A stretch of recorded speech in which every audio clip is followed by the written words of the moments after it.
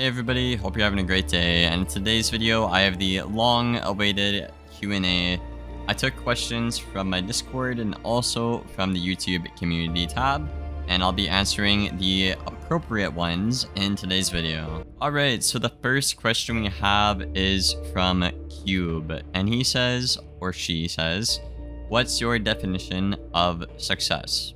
Now, I think everybody has a different definition, which I guess is why he's asking me what's my definition of success. But I don't know. I guess to me, like, where I see myself being happy, at least in the future, having financial freedom and just kind of being able to do whatever I want, you know? The nice thing about YouTube and like having you guys as my community is I can literally just kind of like post whatever I want, whatever I feel like, and like I don't make a living off of this right now.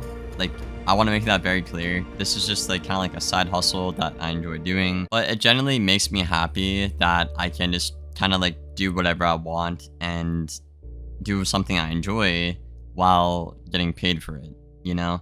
And I would like that to go to like an extreme level sometime in my future. You know, right now I'm 22 and stuff like that. So, you know, maybe someday we can take off, whether it's this channel or, you know, I just pop off with something IRL, you know? So yeah, I'd say financial freedom would be a pretty big deal to me, you know? And obviously I'd want to be with somebody that, you know, supports me and makes me feel happy and like motivates me and stuff like that, obviously in the future. And I'm also a pretty big family guy. I don't know if a lot of you guys know this about me or not really, but I do care a lot about my family and stuff like that. So I guess to me, the three most important things like that would define success to me is financial freedom, you know, support my family, be a good family guy, and, you know, obviously have a healthy relationship that, well, works, you know, dude. All right, next question we have is from Kulti. What are your plans for life when Wizard 101 objectively dies? Not the life school, by the way, real life. And I want to combine this one as well with Shadow Gem's comment, which also says, are you going to keep doing YouTube, or will you actually do a job that earns you money? Not a toxic question, just genuinely curious about your future. Well, like I said at the start of the video here, YouTube to me is more of like a side hustle, and it just makes me happy that I can literally post whatever I want and still make a decent amount from that, you know? As for my future, though, I have always liked something to do with law, whether it's like a lawyer or like being a cop. And I think what I'm most interested in right now, at least having a lot of conversations with friends, is I really like to be a police detective. It's just kind of something that's like up my alley, and I don't know, it just kind of suits me, and like my family is also pretty supportive of the idea. So ideally, I would have a job like that. I would have like a side hustle, whether that's like, you know, YouTube, what I'm doing right now, or whatever that may be in the future. I do intend to start on my own business as well. But to answer Kulti's question, like when Wiz dies or whatever, I would probably find another game to make content on and stuff like that. And like I said, I would, you know, be starting up my businesses IRL, and obviously be working my dream job as well. That's going to be kind of the direction I'm going for. Next question we have is from Snowy Tia. I hope I did not butcher your name there. If there is a single thing you could change about Wizard 101 and how KingsIsle runs it, what would it be and why? For me, my biggest gripes about KingsIsle is just kind of how the company is ran, you know? Like, if we look at the recent PvP meta, right, players were complaining about that for like 2 months straight or something, and it took them that long just to update the game. Now, we don't know whose fault that was over at KingsIsle, but whoever was like prolonging that and making it take forever is something I would change. So whether that is the dev team not being big enough to get the workload out, or the workload is done, but it just, the update just literally won't get out. I don't really know whose fault it is at KingsIsle, but I would like to see more speed from their end, basically, is what I would change. Would be more updates, more receptive to feedback, quicker on stuff like that. Or like if KingsIsle ever blew up, like imagine like having 2 worlds a year or something like that, you know, dude? Even if it's like a side world like Wisteria and then a main world like Lemuria, you know, I would really like to see the game, you know, do better with stuff like that. So for me, I would say either they need like a bigger dev team, or the people that are managing like getting the updates out need to do a better job or something like that, I guess is what I would change. Echo4714 says, where are you from? Also, where do I get Eternal Gear or Aeon for Ice? Well, I've been born and raised in Canada, Manitoba to be specific. I've been here my whole life, I'm pretty sure. Moved around a lot. I've been like everywhere within Manitoba. I have traveled like out west to like, you know, Saskatchewan, Alberta, BC, stuff like that. Where I'm from, things are very like traditional and like rural and stuff like that compared to like America, for example, I would say.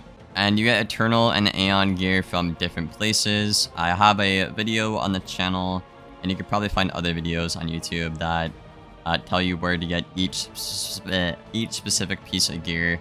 You have to have Aeon gear, and then you can transmute that into Eternal gear. So if you have 2 Aeon rings, you can save 1 for Aeon Ice Ring, and then take the other Aeon Ring and transmute that to Eternal, basically, if that makes sense.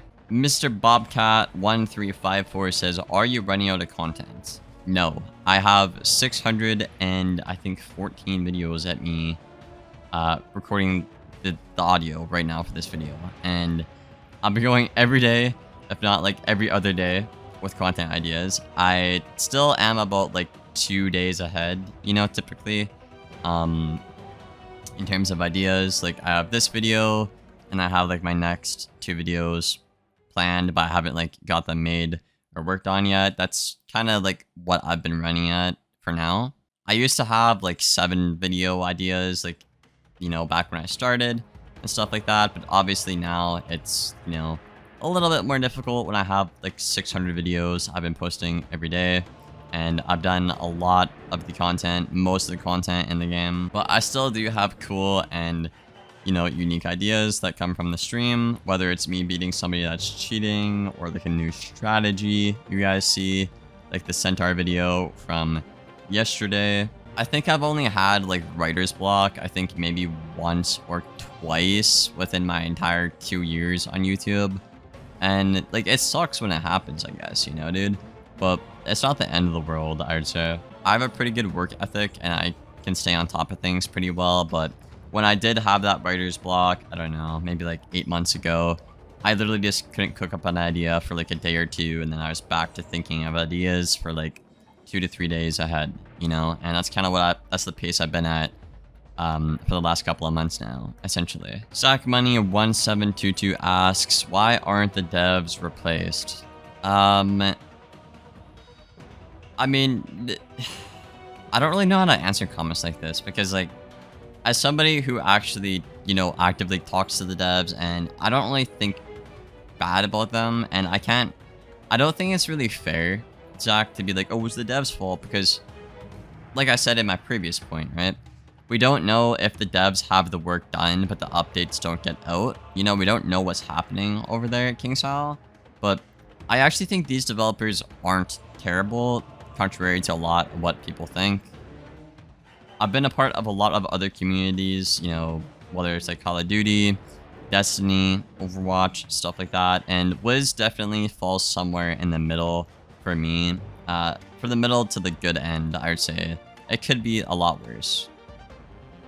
In terms of like the actual game developers and stuff like that, I think they are pretty receptive. I think they're just very cautious when they're trying to make changes, and that can be frustrating for the players when, you know, to us it's something simple like, oh, shield gambits are broken, resist is broken, you know, maybe trap counters are bad, right?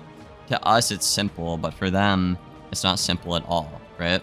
And I hear often, actually, quite a bit that, okay, well, why don't the developers play their own game? And the truth is, I think, like, literally 3 of them do. You know, we have Cam, we have Stormbringer. I think Stormbringer is, like, I don't know, like a veteran on a storm, which like isn't terrible, but I mean like it's better than nothing, you know? So I don't think the devs are that bad. I think they can maybe use a bigger team and like more like, I don't know, young blood in there. Like I know they have Cam and Stormbringer and all, but like, I don't know.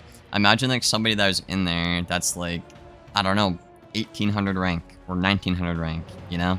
I think that would help out quite a bit. But yeah, that's everything I have for you guys for today's video. I hope you guys enjoyed it. A like rating is always appreciated, of course. And yeah, I will catch you guys on the next one, hopefully. Thank you for watching, and as always, take care, y'all.